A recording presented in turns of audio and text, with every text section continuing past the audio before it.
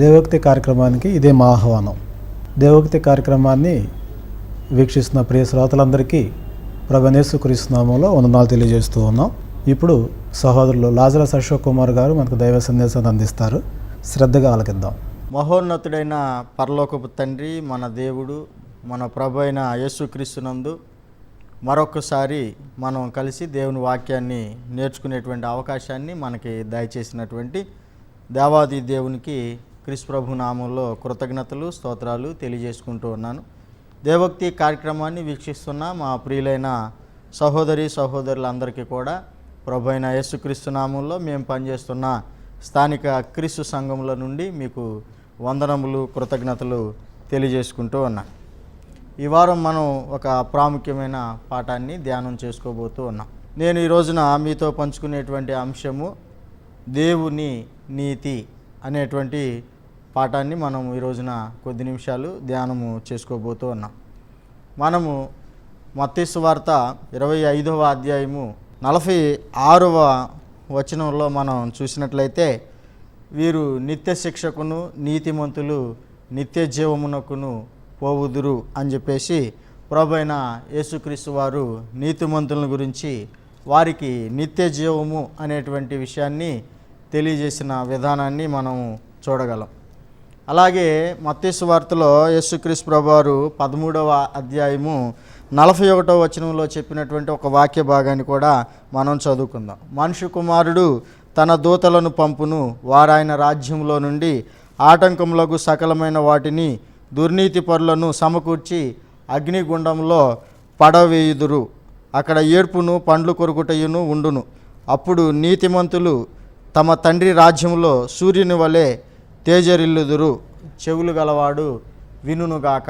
ప్రభు అయినటువంటి యేసుక్రీస్తు వారు నీతిమంతులకి నిత్య జీవమని, దుర్నీతి పరులకు నిత్య నరకమని యేసుక్రీస్తు ప్రభు వారు తెలియజేయటం అనేది జరిగింది.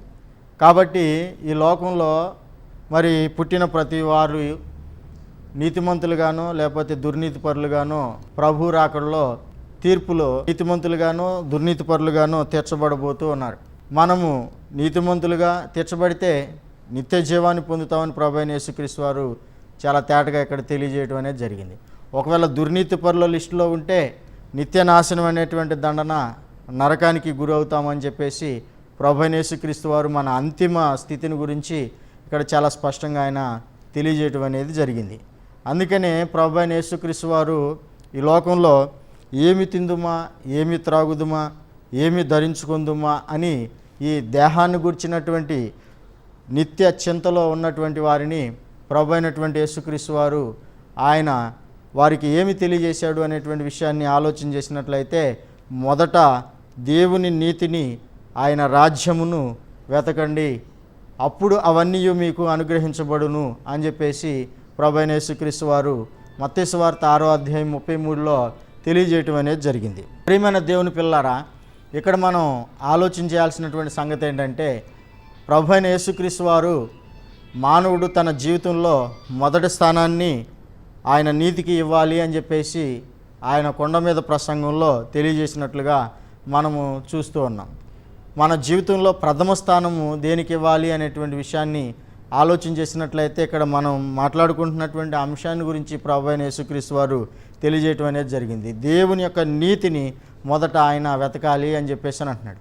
మిగిలిన అన్నీ నెక్స్ట్ అని చెప్పేసి అని అంటున్నాడు. ఫస్ట్ దేవుని నీతిని వెతకవలసినటువంటి వారమై మనం ఉన్నాము అని చెప్పేసి ఇక్కడ మనము దేవుని వాక్యం ద్వారా గమనిస్తూ ఉన్నాం. ప్రభు అయినటువంటి యేసుక్రీస్తు వారు అన్నాడు, ఈ నా మాటలు విని వాటి చొప్పున చేయువాడు బుద్ధిమంతుని పోలి ఉన్నాడు అని చెప్పేసి అని ఆయన తెలియజేయటం అనేది జరిగింది.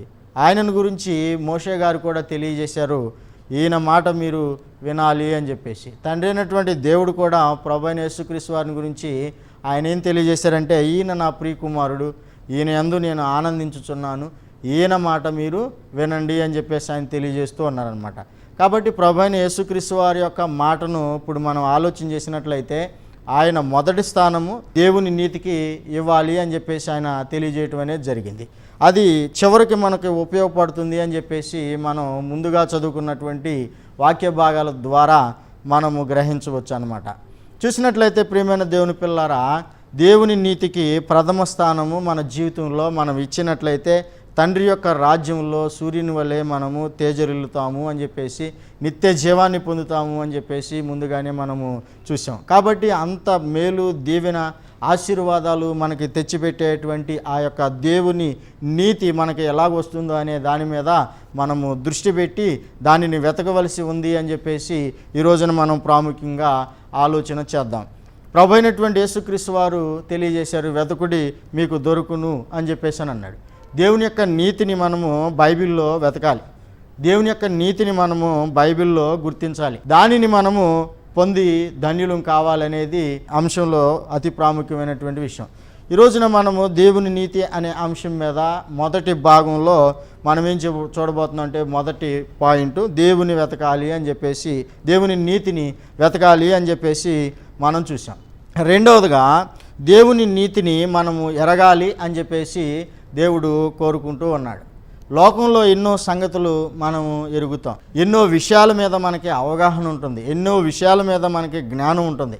భౌతిక సంబంధమైనటువంటి ఎన్ని విషయాలలో నీకు జ్ఞానం ఉందో లేదో అది కాదు, కానీ మనకి ప్రయోజనము ఆత్మ సంబంధంగా దేవుని నీతిని నువ్వు ఎరిగేవా లేదా అనే దాని మీదే నీ యొక్క ఆత్మ సంబంధమైన జీవితము, నా యొక్క ఆత్మ సంబంధమైన జీవితము ఆధారపడి ఉన్నది అనే విషయాన్ని అతి ప్రాముఖ్యంగా ఇక్కడ మనం గమనించుదాం.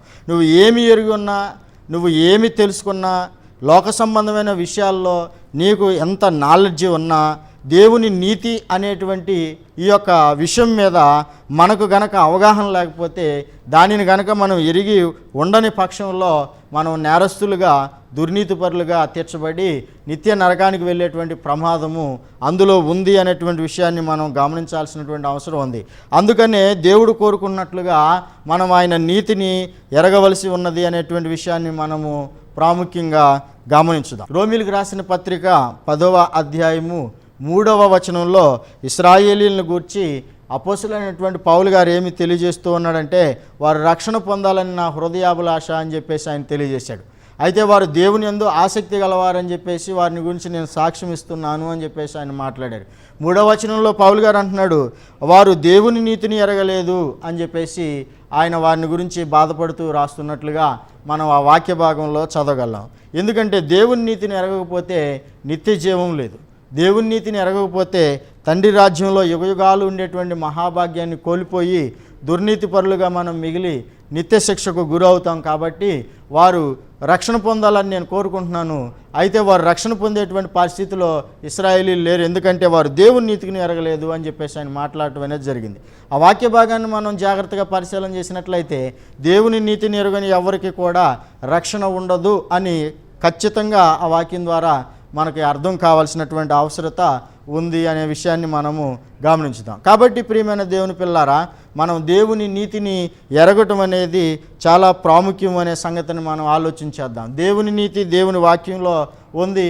ఆ వాక్యాన్ని జాగ్రత్తగా చదవటం ద్వారా, జాగ్రత్తగా పరిశీలన చేయటం ద్వారా, లేఖనాలు పరిశీలన చేయటం ద్వారా దేవుని నీతి ఏదో, దుర్నీతి ఏదో, స్వనీతి ఏదో ఆ విషయాలు మనకి తేటగా మనం బైబిల్ని అర్థం చేసుకోవడానికి ప్రయత్నం చేస్తే అర్థమవుతాయి. కాబట్టి బైబిల్ని అర్థం చేసుకుని మనము దేవుని నీతి అంటే ఏంటో తెలుసుకుని దేవుని నీతిని ఎరిగి దేవుని నీతిని పొందుకునే పరిస్థితిలో మనం ఎంతైనా ఉండవలసినటువంటి అవసరం ఉంది అనేటువంటి విషయాన్ని ఈ వాక్యం ద్వారా మనము గమనించుతాం. మూడవదిగా ఈ యొక్క పాఠంలో 3వ పాయింట్ నేను చెప్పేది ఏంటంటే, దేవుని యొక్క నీతి ధర్మశాస్త్రానికి వేరుగా ఉంది అని చెప్పేసి అపోస్తులైనటువంటి పౌలు గారు చాలా స్పష్టంగా తెలియజేయడం అనేది జరిగింది. రోమీయులకు రాసిన పత్రిక 3వ అధ్యాయము 21వ వచనాన్ని మనం పరిశీలన చేసినట్లయితే, ఇట్లుండగా ధర్మశాస్త్రమునకు వేరుగా దేవుని నీతి బయలుపడుచున్నది, దానికి ధర్మశాస్త్రమును ప్రవక్తలను సాక్ష్యం ఇచ్చుచున్నారు. చాలా స్పష్టంగా అపోస్తులైన పౌలు గారు ఇక్కడ ఏమి తెలియజేస్తూ ఉన్నాడు అని చెప్పేసానంటే, దేవుని నీతి ఎక్కడ ఉందో అనేటువంటి విషయాన్ని చాలా స్పష్టంగా ఆయన తెలియజేయటం అనేది జరిగింది. సహజంగా లోకంలో ఏం జరుగుతూ ఉందంటే, మరి అనేక మంది దేవుని నీతి లేని స్థలంలో దేవుని నీతిని పొందటానికి ప్రయత్నాలు చేస్తూ ఉన్నారు, ప్రయాసపడుతూ ఉన్నారు. కానీ బైబిల్ను జాగ్రత్తగా పరిశీలన చేసినట్లయితే, అపోస్తుల బోధను మనం జాగ్రత్తగా ఆలోచన చేసినట్లయితే, పౌలు గారు చెబుతున్నటువంటి ఈ వాక్య భాగాన్ని బట్టి మనము గ్రహించాల్సినటువంటి అతి ప్రాముఖ్యమైనటువంటి సంగతి ఏంటంటే, దేవుని నీతి ధర్మశాస్త్రమునకు వేరుగా ఉన్నది అనేటువంటి విషయం అన్నమాట. మన చేతిలో ఉన్నటువంటి బైబిల్ని మనం పరిశీలన చేసినట్లయితే బైబిల్లో ప్రాముఖ్యంగా 2 నిబంధనలు ఉన్నాయి అనే విషయాన్ని గతంలో నేను 3 వారాలు తెలియజేయటం అనేది జరిగింది. పాత నిబంధన, క్రొత్త నిబంధన. పాత నిబంధన ధర్మశాస్త్రము అని చెప్పేసి అని అన్నాడు. క్రొత్త నిబంధన, ఈ 2 ప్రాముఖ్యమైనటువంటి నిబంధనలు మన చేతిలో ఉన్నాయి. ఈ రెండింటిలో దేవుని నీతి దేని ద్వారా ఉందో అనేటువంటి వాస్తవము మనము ఎరిగి మన విశ్వాసాన్ని కట్టుకోకపోతే, ఎరిగి మనము దాని ప్రకారం విశ్వాసంగా జీవించకపోతే, దానికి వేరుగా మనము మన విశ్వాసాన్ని కొనసాగించినట్లయితే దేవుని నీతిని పొందలేము, దుర్నీతిపరులుగా మిగిలిపోతాము అనేటువంటి విషయాన్ని మనం గ్రహించాల్సినటువంటి అవసరం ఉంది. ఇందులో ఎలాంటి సందేహం పడాల్సినటువంటి అవసరము లేదు. ఖచ్చితంగా పౌలు గారు తెలియజేస్తూ ఉన్నాడు, బైబిల్లో ఉన్నటువంటి 2 నిబంధనల్లో పాత నిబంధన అయినటువంటి ధర్మశాస్త్రం అనబడేటువంటి దాని ద్వారా దేవుని నీతి లేదు అని చెప్పేసి చాలా స్పష్టంగా తెలియజేయటం అనేది జరిగిందనమాట. కాబట్టి మనకి దేవుని నీతిని మనం వెతికి కనుగొనాలంటే ముందు లేని చోటు కూడా తెలుసుకోవాల్సినటువంటి అవసరం ఉంది. అది ఉన్న చోటును కూడా మనం గ్రహించి గుర్తించాల్సినటువంటి అవసరం ఉంది. ఎక్కడ లేదో అక్కడ మనం వెతకటము మానేయాల్సినటువంటి అవసరత ఉంది అనే విషయాన్ని మనము గమనించుదాం. ఈ రోజున చాలామంది ధర్మశాస్త్రం ద్వారా నీతిమంతులుగా తీర్చబడాలనేటువంటి శత ప్రయత్నాల్లో అనేక మంది ఉండటం దురదృష్టకరమైనటువంటి పరిస్థితి, విచారకరమైనటువంటి పరిస్థితి అన్నమాట. చాలామంది నమ్ముతూ ఉన్నారు మనం ధర్మశాస్త్రాన్ని పాటించాలి, ధర్మశాస్త్రాన్ని అనుసరించాలి, అప్పుడు మనం నీతిమంతులుగా తీర్చబడతాము అని చెప్పేసి నమ్ముతూ ఉన్నారనమాట. అయితే బైబిల్ అయితే స్పష్టంగా ఏం చెబుతుందంటే ధర్మశాస్త్రానికి వేరుగా దేవుని నీతి బయలుపడుచున్నది. దీనికి ప్రవక్తలను ధర్మశాస్త్రం కూడా సాక్ష్యము ఇస్తూ ఉంది అని చెప్పేసి చాలా స్పష్టంగా పౌలు గారు తెలియజేస్తున్నాడు. నేను ఒక్కడనే చెప్పట్లేదు, అలాగూ ధర్మశాస్త్రం కూడా అదే చెబుతుంది. అలాగే ప్రవక్తలు కూడా చెప్పారు ధర్మశాస్త్రానికి వేరుగా దేవుని నీతి బయలుపరచబడుచు ఉన్నది అనేటువంటి వాస్తవాన్ని ఇక్కడ ఆయన చాలా తేటగా మాట్లాడటం అనేది జరిగిందనమాట. కాబట్టి మనం గ్రహించాల్సినటువంటి సంగతి ఏంటంటే దేవుని యొక్క నీతి ధర్మశాస్త్రంలో లేదు, ధర్మశాస్త్రానికి వేరుగా ఉన్నది అనేటువంటి వాస్తవాన్ని మనం గ్రహించాల్సినటువంటి అవసరము, గుర్తించాల్సినటువంటి అవసరము ఉంది. ఫిలిప్పీలకు రాసిన పత్రికలో 3వ అధ్యాయము 9వ వచనంలో అపోస్తులైనటువంటి పౌలు గారు ఏమి తెలియజేస్తూ ఉన్నాడంటే, ధర్మశాస్త్రం మూలమైన నా నీతిని కాక విశ్వాసం మూలమైన నీతిని పొందడానికి నేను క్రీస్తునందు మరి నిరీక్షణ కలిగి ఉన్నాను, ఆ ప్రయత్నంలో నేనున్నాను అని చెప్పేసి ఆయన చాలా స్పష్టంగా మాట్లాడటం అనేది జరిగింది. ఫిలిప్పీలకు రాసిన పత్రిక 3వ అధ్యాయము 9వ వచనాన్ని చూద్దాం. క్రీస్తును సంపాదించుకొని ధర్మశాస్త్రం మూలమైన నా నీతిని గాక క్రీస్తునందలి విశ్వాసము వలననైన నీతిని, అనగా విశ్వాసమును బట్టి దేవుడు అనుగ్రహించు నీతి గలవాడనై ఆయన యందు అగుపడు నిమిత్తము అని చెప్పేసి అని అంటున్నాడు. అంటే దేవుడు అనుగ్రహించేటువంటి నీతి ధర్మశాస్త్రం మూలమైనది కాదు అనేటువంటి విషయాన్ని చాలా స్పష్టంగా ఆయన తెలియజేస్తూ ఉన్నాడు అనమాట. కాబట్టి ధర్మశాస్త్రం ద్వారా దేవుని నీతి కలగదు అనేటువంటి విషయాన్ని మనం ఎరగాల్సినటువంటి అవసరత ఉంది. 4వదిగా ఈ విషయాన్ని మనం చూద్దాం. 4వ పాయింట్, ధర్మశాస్త్రం ద్వారా దేవుని నీతి కలగదు అనేటువంటి వాస్తవాన్ని మనము ఆలోచించాల్సినటువంటి అవసరత ఉంది అని చెప్పేసి నేను మీ దృష్టికి ఈ విషయాన్ని తీసుకొస్తూ ఉన్నాను. దీనికి సంబంధించి కొన్ని వాక్య భాగాలు మనము చూద్దాం. గలతీలకు రాసిన పత్రిక 2వ అధ్యాయము 16వ వచనంలో ఉన్నటువంటి ఒక ప్రాముఖ్యమైన వాక్య భాగాన్ని మనం చదువుకుందాం. గలతీలకు రాసిన పత్రిక 2:16లో మనం చూసినట్లయితే ఇందులో ముఖ్యంగా నేను చివరి భాగం నుంచి చదువుతూ ఉన్నాను. ధర్మశాస్త్ర సంబంధ క్రియల మూలమున ఏ శరీరియు నీతిమంతుడని తీర్చబడడు గదా అని చెప్పేసి మాట్లాడుతూ ఉన్నాడు. ఇందులో పైన కూడా మనం చూసినట్లయితే మనము జన్మ వలన యూదులమే కానీ అన్యజనుల్లో చేరిన పాపులము కాము, మనుషుడు యేసుక్రీస్తు నందలి విశ్వాసము వలననే కానీ ధర్మశాస్త్ర సంబంధమైన క్రియల మూలంగా నీతిమంతుడుగా తీర్చబడడని ఎరిగి అని అంటున్నాడు. అంటే ధర్మశాస్త్ర సంబంధమైన క్రియల మూలంగా మనుషుడు నీతిమంతుడిగా తీర్చబడడు అని మనం అందరం కూడా ఎరగాలి అని చెప్పేసి అపోస్తలుడైన పౌలు గారు చాలా స్పష్టంగా తెలియజేస్తున్నాడు. తర్వాత ఆ విషయాన్ని అంతకుముందు గలతీలో ఉన్నటువంటి క్రైస్తవులకు ఆయన తెలియజేశాడు. అయితే మరలా జ్ఞాపకం చేస్తూ ఉన్నాడు, మీకు కూడా తెలుసు కదా ఈ సంగతి అని చెప్పేసి ఆయన మాట్లాడుతున్నాడు. ఏ శరీరియు ధర్మశాస్త్ర సంబంధమైన క్రియల మూలంగా నీతిమంతుడని తీర్చబడడు కదా అని చెప్పేసి ఆయన మాట్లాడుతున్నాడు. వారికి తెలిసిన విషయమే, అయినా కానీ దాన్ని వాళ్ళు మర్చిపోయారు. మరలా వాళ్ళకి జ్ఞాపకం చేస్తూ ఉన్నాడు, ధర్మశాస్త్రం ద్వారా ఏ మనుషుడు కూడా దేవుని ఎదుట నీతిమంతుడిగా తీర్చబడడు కదా, మీకు తెలిసిన విషయమే కదా అని చెప్పేసి ఆయన మాట్లాడుతూ ఉన్నాడు. కాబట్టి ప్రియమైన దేవుని పిల్లారా, దేవుని యందు విశ్వాసం ఉంచినటువంటి మనము, ప్రభువుని నమ్మినటువంటి మనము, బైబిలులో ఉన్నటువంటి 2 నిబంధనల్లో నేడు అమల్లో ఉన్న మరి నిబంధన ఏదో లేకపోతే చట్టం ఏదో మనం తెలుసుకుని ఎరిగి మన విశ్వాసాన్ని మరి కొనసాగించుకోవాల్సినటువంటి అవసరత ఉన్నది అనేటువంటి విషయాన్ని నేను గతంలోనే తెలియజేయటం అనేది జరిగింది. మరొకసారి నేను మీకు ఈ సందర్భంగా జ్ఞాపకం చేస్తూ ఉన్నాను. కాబట్టి మన అందరం ఏమి తెలుసుకోవాలని పౌలు గారు కోరుకుంటూ ఉన్నాడంటే, లేకపోతే దేవుని చిత్తం ఏమై ఉన్నది అనేటువంటి విషయాన్ని ఆలోచన చేసినట్లయితే ధర్మశాస్త్రానికి వేరుగా దేవుని నీతి ఉంది. ధర్మశాస్త్రం ద్వారా ఎవరో కూడా దేవుని ఎదుట నీతిమంతులని తీర్చబడరు అనే సంగతి మనందరం కూడా ఎరిగి ఉండాలి అని చెప్పేసి ఆయన తెలియజేస్తూ ఉన్నాడు. కాబట్టి మనము ఈ విషయాలు ఎరగకపోవటం ద్వారా ఆత్మ సంబంధంగా చాలా నష్టపోతాం అనేటువంటి సంగతిని దేవుని వాక్యం ద్వారా నేను మీ దృష్టికి తీసుకొస్తూ ఉన్నాను. ఇంకా మనం చూసినట్లయితే గలతీయులకు రాసిన పత్రిక 3వ అధ్యాయము 11వ వచనంలో కూడా ఒక వాక్య భాగాన్ని సందర్భంగా మనం చదువుకుందాం. ధర్మశాస్త్రం చేత ఎవడును దేవుని ఎదుట నీతిమంతుడని తీర్చబడడు అను సంగతి స్పష్టమే అని చెప్పేసి పౌలు గారు తెలియజేస్తూ ఉన్నాడు. ధర్మశాస్త్రం ద్వారా దేవుని ఎదుట ఏ మనుషుడు కూడా ఎవరు కూడా నీతిమంతులుగా తీర్చబడరు అనే సంగతి స్పష్టమే అని చెప్పేసి అన్నాడు. స్పష్టంగా ఉన్న విషయం ఏంటంటే ధర్మశాస్త్రం ద్వారా ఏ మనుషుడు కూడా దేవుని ఎదుట నీతిమంతుడిగా తీర్చబడలేడు అని చెప్పేసి చాలా స్పష్టంగా తెలియజేస్తూ ఉన్నాడు.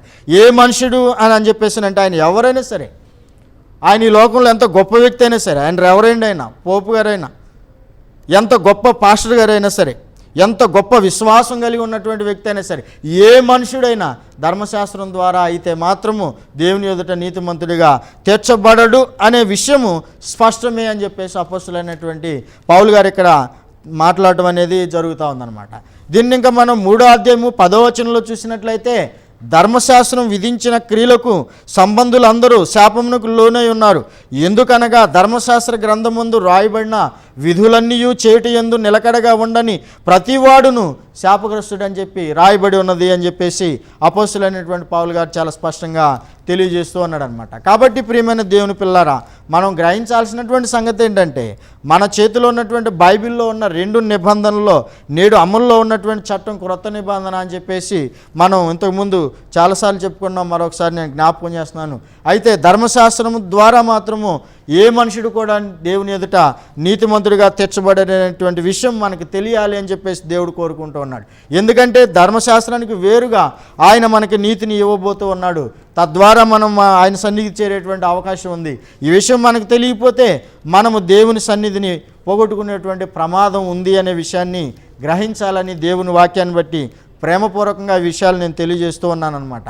గలతీయులకు రాసిన పత్రికలోనే 2వ అధ్యాయము 21వ వచనంలో ఉన్నటువంటి మరొక వాక్య భాగాన్ని మనము ఆలోచన చేద్దాం.